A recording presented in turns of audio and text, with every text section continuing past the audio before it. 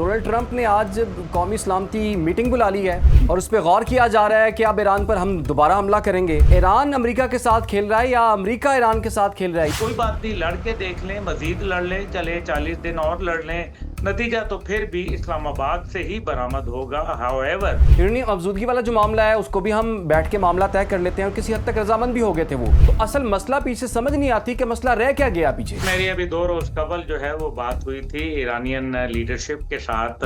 मैं नाम नहीं बता सकता। उसके अंदर पहली वजाहत ये थी कि इस टाइम पे जो ये काम करना चाह रहे हैं वो मेरे ख्याल है कि ईरान को काबिल कबूल नहीं। यूएई ने खुफिया तौर पर ईरान पर हमले किए। इसराइल जो है वो मतलब जिसका यार है उसी का गद्दार भी है। हमने तो बड़ी कार्रवाई की थी, बड़े ऑपरेशंस किए थे, दोबारा से हमले शुरू हो गए। जो जीएचक्यू के अंदर 10 तारीख की सुबह आर्मी चीफ ने जो तकरीर की, I think that was a policy statement. उन्होंने वजाहत कर दी कि हम अंदर जाके डीप स्ट्राइक करेंगे, दहशतगर्दों को नहीं छोड़ेंगे। पाकिस्तान को अमेरिका से ताल्लुकात पे क्या मिल रहा है? सवाल तो यही है ना। बहुत है मिट्टी। 14 अगस्त को क्या होने वाला है? पाक चीन ताल्लुकात के अंदर एक नई जहत मिलेगी, एक नई उड़ान मिलेगी। आप समझ रहे हैं ना कौन सी उड़ान। अस्सलाम वालेकुम, सुनो पॉडकास्ट के साथ मैं हूं इमरान सनाउल्लाह। आज के पॉडकास्ट में मैं ज्वाइन कर लिया है चेयरमैन तहरीक जवाना ने पाकिस्तान अब्दुल्ला हमीद गुल साहब ने। अस्सलाम वालेकुम अब्दुल्ला भाई, क्या हाल है आपका? वालेकुम सलाम इमरान साहब, मैं खैरियत से हूं अल्हम्दुलिल्लाह, thank you very much and अस्सलाम वालेकुम। जी जी वालेकुम सलाम। सर, डोनाल्ड ट्रंप ने आज कौमी सलामती मीटिंग बुला ली है और उस पर गौर किया जा रहा है कि अब ईरान पर हम दोबारा हमला करेंगे। तो कहाँ गए वो मुज़ाकरात, कहाँ गया वो मुआहिदा? और साथ में वो ये भी कह रहे हैं कि ईरान जो है वो हमारे साथ खेल रहा है। ईरान अमेरिका के साथ खेल रहा है या अमेरिका ईरान के साथ खेल रहा है? ये खेल खेल रहा कौन है वैसे? देखें, सबसे पहले शुक्रिया आपने मुझे मदऊ किया। असल बात यह है कि कौमी सलामती की मीटिंग बुलाने के मकासद बहुत सारे हो सकते हैं। एक तो जंग भी है और एक जो जंग से निकलना भी हो सकता है, क्योंकि ज़ाहिर है उन्होंने चीन भी तो जाना है और चीन ने तो बड़ा वाज़ेह दो टोक अल्फाज में कहा है कि हजूर वाला, जब अगर आप एयरफोर्स वन को लैंड कराएंगे बीजिंग में, तो फिर मुज़ाकरात का जो पहला दौर है, जो पहला सवाल होगा, वो ईरान के और आबनाए हुर्मुज़ के मुस्तकबिल के हवाले से किया जाएगा। वहाँ आपकी कारकर्दगी के हवाले से किया जाएगा, जो कि $700 बिलियन का हुजम है, दोनों ममालिक के दौरान ट्रेड का। हम उसके ऊपर बात नहीं करेंगे, बल्कि हम इस पे बात करेंगे। डोनाल्ड ट्रंप साहब दूसरी जानिब मिड टर्म इलेक्शन के लिए जा रहे हैं। मिड टर्म इलेक्शन में क्या लेके जाएँगे? अब इसमें 2 बातें इमरान साहब बड़ी अहम है। क्या जी डोनाल्ड ट्रंप साहब अपनी ज़ात की तसल्ली और तशफ़्फ़ी के लिए अमेरिका के मफ़ादात को दाँव पे लगा रहे हैं, या फिर अमेरिका के मफ़ादात उनको अपने बच्चों के कारोबार से ज़्यादा मुक़द्दम है? ये फ़ैसला तो ख़ैर डोनाल्ड ट्रंप साहब ही कर सकते हैं, लेकिन लगता ये है कि इस जंग का फ़ायदा जितना उनके रुफ़क़ा को, उनकी फ़ैमिली को, उनके साहबज़ादगान को हुआ है, और इसराइल को जो उन्होंने फ़वाइद दिए हैं ज़ाती हैसियत में, वो शायद पहले कभी नहीं हुए। और इसका तो इज़हार मैं नहीं कर रहा, बल्कि खुद बेंजामिन नेतन्याहू ये बात वाज़ेह तौर पे कर चुका है कि 40 साल से मैं उम्मीद कर रहा था कि कोई अमेरिकी सदर आएगा, और ये वो सदर हैं जिन्होंने 8 महीने में 2 हमले कर डाले, और नतीजा जो निकला वो भी इंतहाई मायूसकुन। और इसका तो इज़हार खुद मेरे ख़्याल में पेंटागन भी कर चुका है। इसका इज़हार जनाब उन्होंने जेडी वेंस साहब ने भी कर दिया। और जो एक ऑडियो लीक दरमियान में आई थी जेडी वेंस और नेतन्याहू के दरमियान बातचीत की, जिसके अंदर वेंस साहब ने कहा कि आपने तो 48 घंटे का हमें बोला था और आज दुनिया कहाँ से कहाँ चली गई है। तो मकसद ये है कि डोनाल्ड ट्रंप साहब अगर तो अमेरिका का बन के सोचेंगे, अमरीकी मफादात का सोचेंगे, फिर तो ये जंग का इनको हल निकालना पड़ेगा और इसको मुस्तकिल बंदी के अंदर ले जाना पड़ेगा। बसूरत दीगर अगर वो एक कारोबारी शख्सियत के अपने ज़ाती मफादात को सामने रखेंगे, तो यकीनन फिर ये जंग मज़ीद बढ़ेगी, आगे चलेगी, और फिर देखते हैं कि क्या मुस्तकबिल होगा।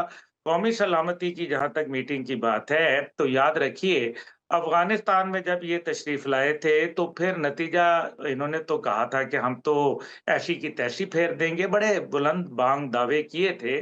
फिर उसके बाद हुकूमत उन्हीं के हाथों में पकड़ा के चले गए जिनसे ये लड़ने आए थे। और फिर हम ये भी जानते हैं कि उसके बाद सूरत हाल क्या हुई। जी। अब भी क्या कौमी सलामती की मशावरत के साथ इन्होंने हमला किया था? तो हमला तो इन्होंने खुद ही किया था। अब जब हमला करके नताइज अपने जो मनपसंद ना हासिल किए, तो अब कौमी सलामती को शामिल करके कोशिश की जा रही है कि किसी सूरत जो है वो मज़ाकरात का, अब क्योंकि ईरान ने तो टका सा जवाब दे दिया है। अब कोई बात नहीं, लड़ के देख लें, मज़ीद लड़ लें, चले 40 दिन और लड़ लें, नतीजा तो फिर भी इस्लामाबाद से ही बरामद होगा। हाउएवर जो सीबीएस की रिपोर्ट है, जो आज की उन्होंने बात कही है, जो अमेरिकन ब्रॉडकास्टिंग एक वहाँ चैनल है, जी। जो कि मैं समझता हूँ बड़ा ही कोई इमैच्योर किस्म का, जिस तरह से उसने पाकिस्तान पर कि ईरानी तैयारे यहाँ मौजूद हैं, फलाना-ढिमकाना, 1 लाख मनगढ़ंत फ़ज़ूल बात उन्होंने कर दी। क्यों की? इसलिए क्योंकि उनको कहीं ये शक हो रहा है कि डोनाल्ड ट्रंप जो है वो वहाँ पाकिस्तान शायद चले जाएँ और कोई भागम-भाग कोई मुआहदा कर डालें।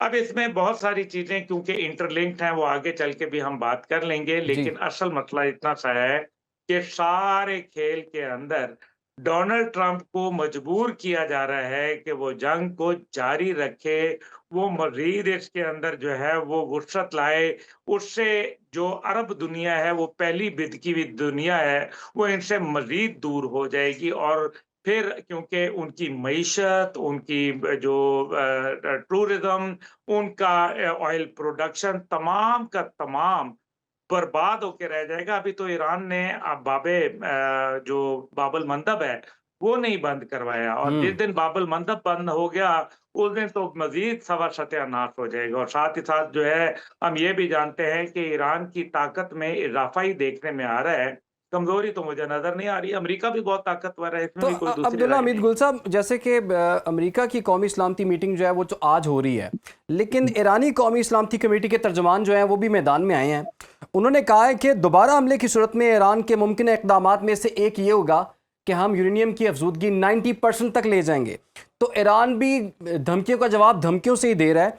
तो इसका तो यही मतलब हुआ ना कि आगे जंग ही है, चूँकि ईरान ने जो 14 अपने नुकात जो है, तजावीज़ जो हैं वो पेश किए हैं, उसमें पता ही चल रहा था कि ईरान ने बड़ी बड़ी फ्लेक्सिबिलिटी जो है वो पेश कर दी है। उन्होंने कहा है कि ठीक है, हम भी आबनाए हुर्मुज़ को खोल देते हैं आहिस्ता आहिस्ता, और आप भी हमारी नाकाबंदी जो है वो ख़त्म कर दें। यूरेनियम अफजूदगी वाला जो मामला है उसको भी हम बैठ के मामला तय कर लेते हैं, और किसी हद तक रजामंद भी हो गए थे वो। तो असल मसला पीछे समझ नहीं आती कि मसला रह क्या गया पीछे। देखिए, मेरी अभी 2 रोज़ कबल जो है वो बात हुई थी ईरानियन लीडरशिप के साथ, मैं नाम नहीं बता सकता। तो उनसे तो मुझे 2-3 बातें जो वज़ाहत हुई, उसके अंदर पहली वज़ाहत ये थी कि इस टाइम पे जो ये काम करना चाह रहे हैं, वो मेरे ख़्याल है कि ईरान को काबिल कबूल नहीं है। वो कहते हैं, मुकम्मल सरेंडर कर दो, तमाम अफ़ज़ूदा यूरेनियम हमारे हवाले कर दो। इससे पहले 11 टन जो उनका अफ़ज़ूदा यूरेनियम था, वो रूस के पास मौजूद है। हेवी वाटर उनका ओमान के अंदर मौजूद है, आपको पता है। और इस सारे के अंदर जो है वो 2015 में जेसीपीओए की जो मीटिंग थी, क्या डोनाल्ड ट्रंप उससे ज़्यादा कोई हासिल कर सकते हैं? 2 साल लग के 160 पेजेज़ का ये ड्राफ्ट तैयार किया गया था। तो वो तो एक बेहतरीन डील थी, और वो भी अमेरिका ने ही की थी। उसके अंदर तो बाकी ममालिक भी गारंटर्स के तौर पर शामिल थे। तो डोनाल्ड ट्रंप क्या उससे कहीं ज़्यादा लेना चाह रहे हैं? डोनाल्ड तो वो ट्रंप तो तो कहते ज़्यादा हैं वो तो नहीं डील ही मिल गलत थी। सकता। वो तो नतीजा कह ये रहे हैं कि होगा बहुत गलत डील हुई थी वो नतीजा तो। हाँ, वो कहते हैं ना कि डील गलत हुई है, तो क्या आप वो 3.67% जो उसके अंदर एनरिचमेंट थी, वो उसके ऊपर मान गए थे। अब जो वो स्टैंडर्ड्स आ रहे हैं, वो 20% के ऊपर आ रहे हैं। 60% अफ़्ज़ूदा यूरेनियम वो पहले हासिल कर चुके हैं। इसका मतलब है वो वेपन ग्रेड की तरफ जा रहे हैं। इस दौरान में अगर उन्होंने एक धमाका कर दिया, न्यूक्लियर टेस्ट कर दिया, तो फिर डोनाल्ड ट्रंप और इस्राइल तो अपना मुँह लेके बैठ जाएँगे, उसके बाद जाओ जो करना है फिर कर लो। अच्छा, ये जो अभी आपने थोड़ी देर पहले सीबीएस न्यूज़ का जो दावा सामने आया था, और वो कहते हैं कि जी ईरानी तैयारों को मुमकिन अमरीकी हमलों से महफूज रखने के लिए नूर खान एयरबेस पर जो है वो जगह दी गई। तो सर, ये नूर खान एयरबेस पे तो सबके तैयारे आए थे। आपको याद है ना कि अमेरिका के भी 4-4, 5-5 इकट्ठे तैयारे मौजूद थे। जेडी वेंस भी यहीं पर आए थे, और ईरानी तैयारे भी यहीं पर आए थे। तो इस खबर का पर्पज़ क्या हो सकता है? कौन है पीछे बैठा हुआ? देखिए, खबर तो देखिए ना कितनी अच्छी खबर इन्होंने दी। पहले तो मैं सीबीएस न्यूज़ की खबर को सही मान लूँ या मैं अमेरिका के सदर की बात को मान लूँ। अमेरिकी सदर के मुताबिक 1 दफ़ा नहीं, 2 दफ़ा नहीं ग़ालिबन शायद कई 100 दफ़ा वो ये बोल चुके कि हमने ईरान की एयर फ़ोर्स ख़त्म कर दी है, हमने ईरान की नेवी ख़त्म कर दी है, हमने ईरान की आर्मी ख़त्म कर दी है, न्यूक्लियर प्रोग्राम ख़त्म कर दिया है। अगर ये बात सच्ची है, तो फिर सीबीएस न्यूज़ की जो खबर है वो झूठी है और अगर सीबीएस सही बोल रहा है, तो अमेरिकी सदर झूठे हैं। दोनों लफ्ज़ों में कोई तो झूठ बोल रहा है। इसका मतलब ये है कि पहली बात ये है कि ईरानी एयर फ़ोर्स तो ख़त्म हुई भी, ये उनकी लाशें जो हैं वो नूर ख़ान एयर बेस आई हैं।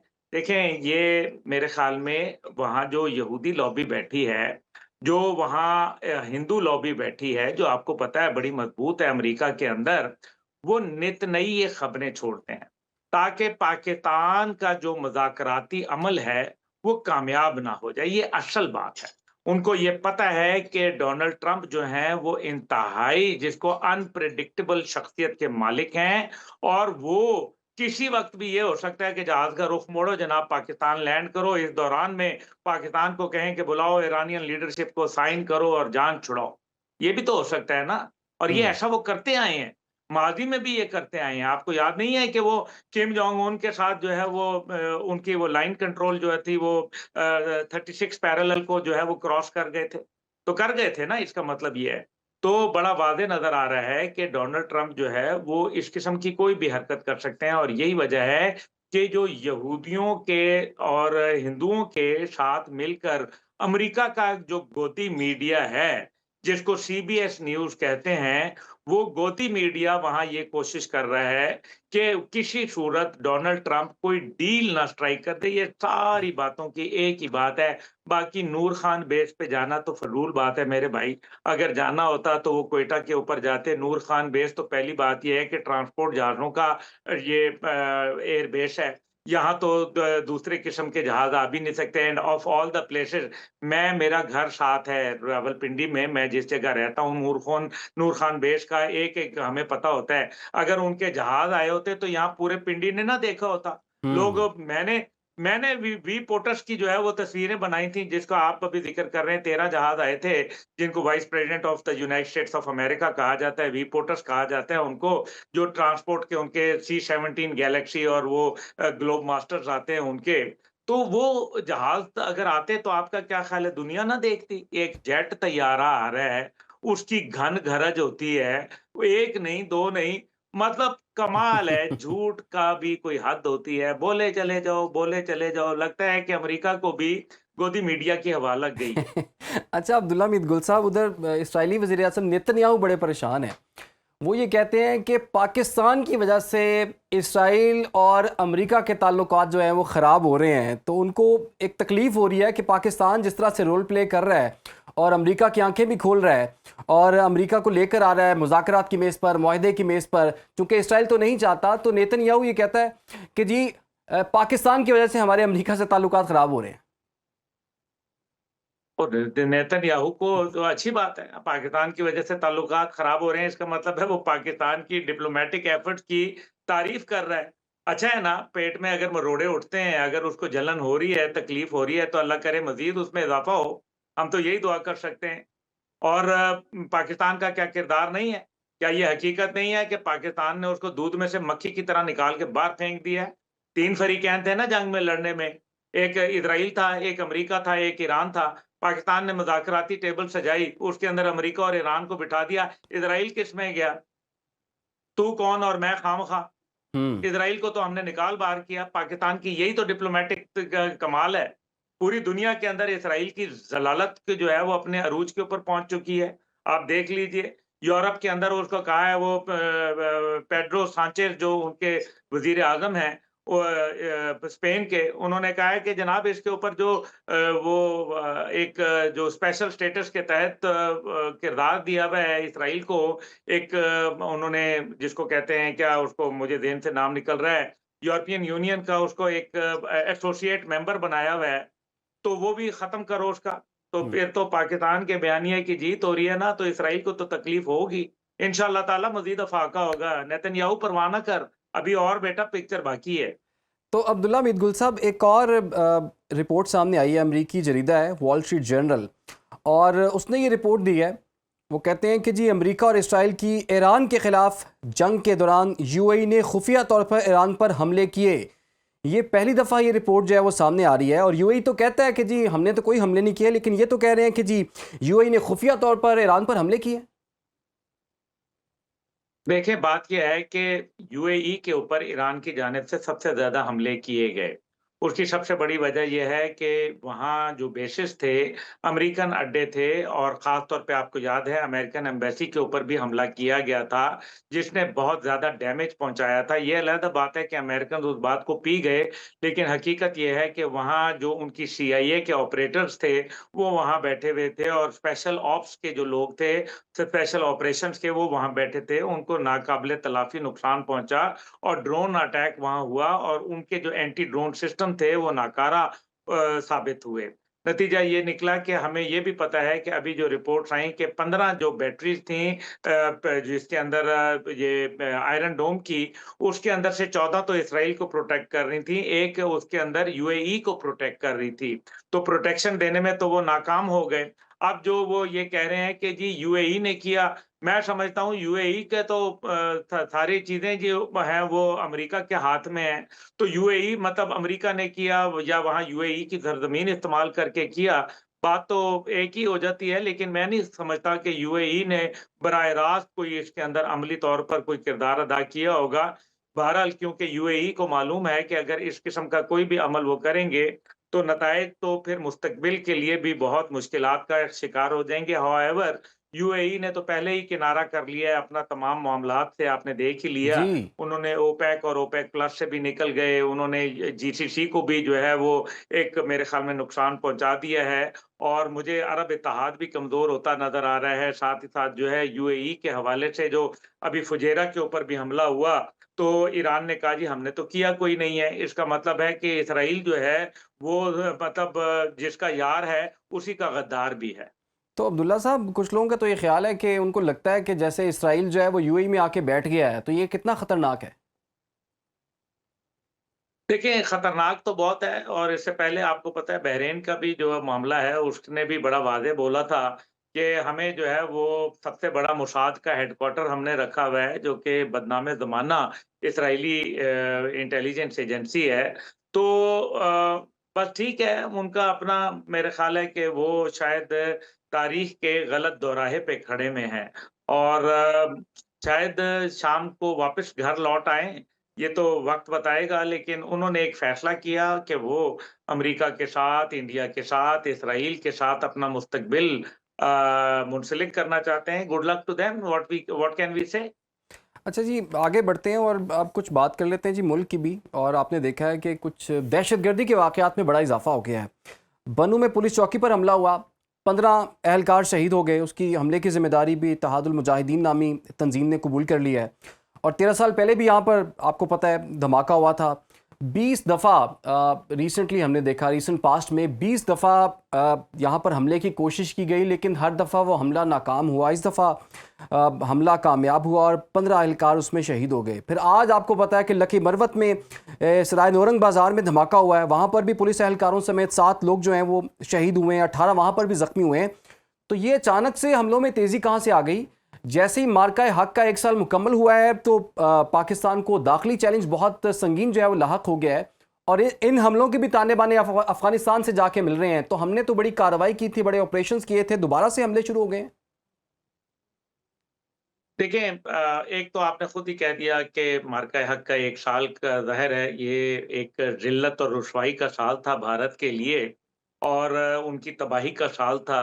अब वो क्या पाकिस्तान के साथ मिलकर तालियाँ बजाते, तो ये तो नहीं हो सकता था ना। अब वो जो कोसनों से तो फ़र्क नहीं पड़ा, पाकिस्तान कोसने पड़ते ही नहीं है, फ़र्क ही नहीं पड़ता पाकिस्तान को।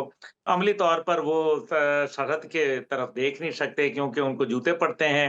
इसलिए अब जो दहशतगर्दों का सहारा लेते हैं, वो काम करते हैं। मेरे ख़्याल में जो जीएचक्यू के अंदर 10 तारीख की सुबह आर्मी चीफ ने जो तकरीर की, I think that was a policy statement. उन्होंने वज़ाहत कर दी कि हम अंदर जाके डीप स्ट्राइक करेंगे, दहशतगर्दों को नहीं छोड़ेंगे। उड़मची डायलॉग जो है वो प्रोसेस शुरू हुआ था, वो भी कामयाबी नहीं हो सकी। ट्रैक टू डिप्लोमेसी के तहत जो है तुर्किया के अंदर भी मुज़ाकरात हुए, कामयाब नहीं हुए। फिर उन्होंने काबुल भी बुलवाया था कि जी काबुल, पाकिस्तान के वफ़्द ने काबुल जाने से इनकार कर दिया। उन्होंने कहा टू हेल विद यू। हम जो है, तुम पहले तो बात ये तुम तय कर गए थे कि तुम लिख के दे दोगे कि तुम दहशतगर्दों की सपोर्ट नहीं करोगे, तुम अब दहशतगर्दों की सपोर्ट कर रहे हो। पाकिस्तान मेरे ख़्याल में अपना जो हक है आर्टिकल 51 यूनाइटेड नेशन के चार्टर के तहत, जिसके तहत जो है वो पहले रमज़ान के दिनों में अफ़गानिस्तान की जानिब से 16 मुख्तलिफ जगहों के ऊपर हमला एक ही वक़्त में किया गया था। पाकिस्तान ने उनको दंदान शिकन जवाब दिया था अल्हम्दुलिल्लाह, और अभी तक दे रहा है। और मुझे लगता है कि पाकिस्तान की तरफ से जो सर्जिकल स्ट्राइक्स हैं, वो मज़ीद अफ़गानिस्तान के अंदर वो उनका दायरा-कार तेज़ किया जाएगा। बन्नू का वाक़या या लक्की का वाक़या बहुत ही अफ़सोसनाक है। हमारे शोहदा हमारे लिए कुर्बानियाँ दे रहे हैं। यकीन माने दिल बड़ा दुखता है। पुलिस का कल जनाज़ों पे जनाज़े जा रहे थे, तस्वीरें हम देख रहे थे। बहुत ही दिल रंजीदा था। पूरी कौम सोगवार है, पूरी कौम जो है उनके साथ खड़ी है। लेकिन खैबर पख्तूनख्वा को भी अपनी पुलिस को मजबूत करना चाहिए। पॉलिटिसाइज़ करके रख दिया, सत्यानाश, अपने ज़ाती वेंडेटास को इस्तेमाल कर रहे हैं पुलिस के लिए। देखें, पुलिस जो भी है वो खैबर की हो, या वो सिंध की, बलूचिस्तान की हो, या पंजाब की हो, कश्मीर की, गिलगित-बल्तिस्तान की, वो तो पाकिस्तान के ही हैं ना। ये तो जी। सूबे हमने बनाए हुए हैं। दुनिया तो पाकिस्तान की निगाह से देखती है, तो ये हमारे हीरोज़ हैं, हमें इनके ऊपर फ़ख्र है, हमें इनकी कुर्बानियाँ रायगा नहीं जाने देनी चाहिए, और अफ़वाज पाकिस्तान इंशाअल्लाह भरपूर इनके खून का बदला लेगी, इनका हिसाब लेगी। मुश्किलात हैं, बराह रास्त जंग के अंदर दुश्मन पड़ना नहीं चाहता, इसलिए वो अब दहशतगर्दी के ज़रिए अपने मज़मूम मकासद को पूरा करना चाहता है। ये अब मेरा ख़्याल है कि पाकिस्तान ने अपने आप को क्लियर कर दिया। अब मुझे लगता है कि ड्रोन हमलों में पाकिस्तान की जानिब से, इसी तरीके से एरियल स्ट्राइक्स के अंदर पाकिस्तान एयर फ़ोर्स का जो किरदार है, पाकिस्तान आर्मी एविएशन का किरदार जो है, मैं उसको बढ़ता हुआ देख रहा हूँ। और मेरे ख़्याल में हमें दहशतगर्दों को वहाँ से पक्का छुटकारा दिलवाना पड़ेगा। जो रशिया की रिपोर्ट थी वज़ारत ख़ारिजा की, कि 23,000 के करीब दहशतगर्द वहाँ मौजूद हैं, जिनमें से आधे से ज़्यादा गैर मुल्की हैं, और उसमें तकरीबन 5 से 7,000 तादाद जो है वो टीटीपी की है। मेरे ख़्याल में इनको जो है हमें वासिल जहन्नम जब तक नहीं करेंगे, ये मामला रुकेगा नहीं। एक ज़बरदस्त किस्म की मेरे ख़्याल में हमें कमर तोड़ स्ट्राइक करनी चाहिए, क्योंकि इनफ़ इज़ इनफ़। हमारे फ़ौजी जवान अभी अगले दिन जो है वो कर्नल खालिद की शहादत हो गई बलूचिस्तान के अंदर। बड़ा ही वो दिलख़राश मनाज़िर थे। अभी ये जनाज़े यहाँ पड़े थे 15 लोगों के। मैं कहता हूँ कि हर आँख जो थी वो अश्कबार थी, और आज जो ये 7 अफ़राद की शहादत का आया है सामने, ये एक बहुत, हम मेरे ख़्याल में दहशतगर्दी की जंग है। लेकिन इसके ऊपर जो अमेरिका से बात करनी ज़रूरी है कि वो अपना असला वहाँ से लेके जाएँ, और वो साथ ही साथ अफ़गान हुकूमत को जो $160 मिलियन माहाना अदा कर रहे हैं, और अभी तक जो 2021 के इन्क़िलाब से लेके अब तक $18 बिलियन दे चुके हैं। मेरे ख़्याल में वो सपोर्ट अब ख़त्म होनी चाहिए। तो अब अब्दुल्ला साहब, पाकिस्तान को भी I think fair and square बात कर लेनी देखिए, चाहिए। आप कह रहे हैं कि अमेरिका को भी इसका नोटिस लेना चाहिए। अमेरिका को नहीं पता, वो इतना मासूम था कि अपना $7.2 बिलियन का असला वहाँ छोड़ गया। वो असला छोड़ के किस लिए गया है? वो, हमें तो लगता है कि वो असला शायद पाकिस्तान के लिए छोड़ गया कि पाकिस्तान के खिलाफ कार्रवाइयाँ हों, और अभी जितनी भी तहकीकात हुई हैं तो वही असला इस्तेमाल हुआ जो कि अमेरिका वहाँ पर छोड़ के गया है। दूसरी चीज़ ये कि अबूरी हुकूमत से हम बार बार कह रहे हैं कि जी आप इन्हें कंट्रोल करें, या तो आप कंट्रोल कर लें या फिर हमें बताएं, हम कंट्रोल कर लेते हैं। अगर दोनों, ये भी हो सकता है कि हम ज्वाइंट एक ऑपरेशन कर लें। वो किसी तौर पर मान ही नहीं रहे। तो जिनसे हम डिमांड कर रहे हैं, क्या दहशतगर्द उनके कंट्रोल में हैं या उनकी कैपेसिटी है उन्हें कंट्रोल करने के लिए? बिल्कुल, एक आइडियोलॉजी के मालिक हैं ये बदबख्त, सारे इकट्ठे हुए हैं पाकिस्तान के खिलाफ। इनको कलमा गो पाकिस्तान नज़र नहीं आता। कुफ़ार के साथ जंग होती है हमारी, ये जाके वहाँ कुफ़ार के साथ खड़े हो जाते हैं। इनको कोई हया नहीं रह गई। ये दहशतगर्दी करके मासूम बच्चों को निशाना बनाते हैं। ये इतने बेगैरत हो चुके हैं। मैं माफ़ी चाहता हूँ, मैं ज़ाहिर है मैं पाकिस्तानी हूँ, मेरे जज़्बात हैं। ये इतने इनको कोई शर्म हया नहीं रही, इनको ना कुरान का कोई शर्म है, ना इनको अल्लाह रसूल का कोई इनको हया है, इनको कोई दीन के साथ किसी के साथ ताल्लुक नहीं है। ये दहशतगर्दों को सपोर्ट करते हैं, कौन-सी दहशत कहाँ कुरान मजीद के अंदर बताएँ? ये अमेरिका को भी अभी पूछना चाहिए, वो इतने नन्हे काके थे, छुन्ने काके थे, जिन्होंने 7.2 बिलियन डॉलर का असला वहाँ छोड़ के चले गए। क्यों छोड़ के चले गए भई? डोनाल्ड ट्रंप ने तो अपने जब मसनद-ए-इक़्तिदार सँभाला था अभी सेकंड टर्म, तो पहला उन्होंने ये कहा था कि जी हम असला लेके आएँगे, उसके सिलसिले में अभी तक उन्होंने किया क्या है? जाके अब भारत के साथ दिफाई डील साइन कर ली है 10 साल की।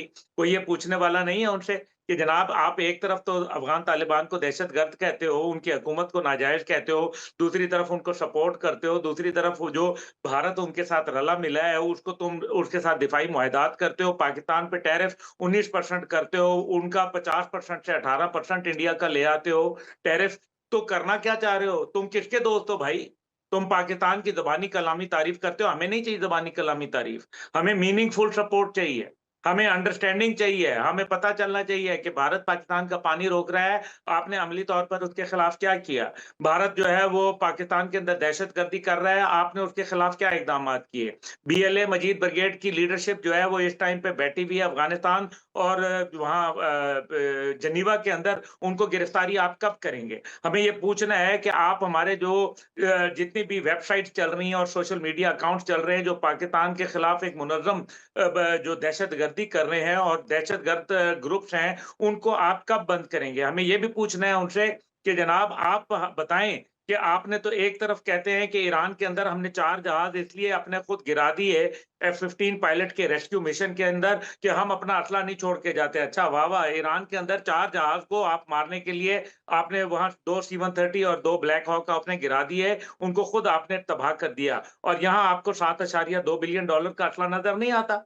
ये कौन से हुए तुम दोस्त जिसके दुश्मन उसका आसमान क्यों? तो अब्दुल्ला हमीद गुल साहब, जैसे कि अब आजकल तो पाकिस्तान के बड़े अच्छे ताल्लुकात हैं। वो डोनाल्ड ट्रंप सिर्फ एक चीज़ में कंसिस्टेंट नज़र आए हैं अभी तक, और वो ये है कि फ़ील्ड मार्शल की तारीफ़ें करते हैं, वो वज़ीर आज़म शहबाज शरीफ की तारीफ़ें करते हैं, पाकिस्तान की तारीफ़ें करते हैं।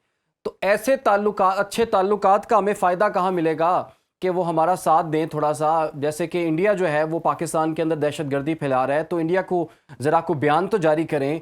अफ़गानिस्तान के हवाले से जब उनसे बात की गई तो उन्होंने कहा कि हाँ वो मसला है मुझे पता है, लेकिन अभी मुझे और भी बड़े काम है, तो अभी तो मेरी कोई तवज्जो नहीं है उस चीज़ पर। तो ऐसे ताल्लुकात का हमने क्या करना? हम उनके लिए चीज़ों को फैसिलिटेट कर रहे हैं, एक सालिस का रोल प्ले कर रहे हैं, और खुले अल्फाज में ये कि उनके लिए सेफ पैसेज हम अमेरिका के लिए जो है वो क्रिएट कर रहे हैं। जैसे कि अफगानिस्तान जंग का खात्मा भी हुआ, हाथ जोड़ के दोबारा से हमारे पास आया कि जी ईरान जंग भी हमने शुरू कर लिया, इसमें भी हमें ज़रा हमारी जान छुड़वाएं। तो पाकिस्तान को अमेरिका से ताल्लुकात पे क्या मिल रहा है? सवाल तो यही है ना। बहुत है मिट्टी और क्या सीधा-सा आप मतलब मुझे बताएँ अमेरिका भाई नहीं तारीफ़ करे हमारी, हमारा टैरिफ कम कर दो, हमारी तारीफ़ मत करो, अफ़गानिस्तान से अपना असला ले जाओ, हमारी तारीफ़ मत करो, इंडिया से दिफ़ाई मुआहदा 10 साल का ख़त्म करो या फिर पाकिस्तान के साथ भी तुम जो है इस किस्म के तुम मामलात कर लो। भई इसका आप एक तरफ देखें ना वो अफ़गानिस्तान पे ये कहा जो आपने बात की कि मैं जंगें रुकवा सकता हूँ, मैं अफ़गानिस्तान की भी होता लेकिन मेरे पास टाइम नहीं है। क्यों भई? हम्म। आपके पास सारा दिन आप जो है वो 7500 ट्वीट रोज़ाना के करते हैं, आपके पास तो टाइम ही टाइम है। आप तो वेले तरीन आदमी हैं दुनिया के, सच्ची जो बात है। जी। आपके पास इतना टाइम है, मैं तो समझता था अमेरिकी सदर बड़ा जो है मसरूफ़ आदमी होता है। सारा दिन तो वो ट्विटर के ऊपर बैठे रहते हैं। सारा दिन जो है वो जो क्या वो ट्रुथ क्या है, ट्रुथ उसके सोशल। ऊपर वो बैठे रहते हैं। तो वो सारा दिन तो यही काम करते रहते हैं, उनके पास टाइम नहीं है कि वो जंग रुके, यहाँ मासूम लोग शहीद हो रहे हैं, रोज़ाना की जो है वो दहशतगर्दी हो रही है। आप कह रहे हैं कि जनाब मेरे पास कोई टाइम नहीं है। आपने जो है पहले 2 दिन पाकिस्तान पे जब भारत ने जंग मुसल्लत की, स्वार्म ड्रोन अटैक्स भेजे, आपने उस टाइम पे जो है वो खामोशी इख्तियार कर ली।